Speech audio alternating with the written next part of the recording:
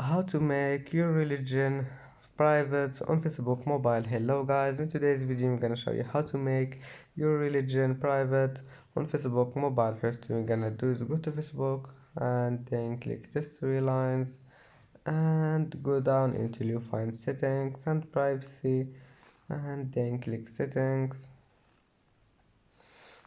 and go down until you find profile information. Click on it and then go down and click this one, basic info.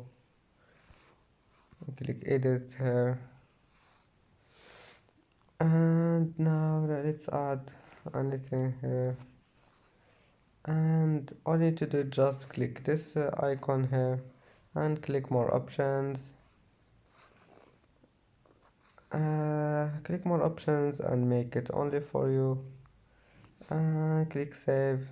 And that's it for today's video. Don't forget like and subscribe, and see you in the next video.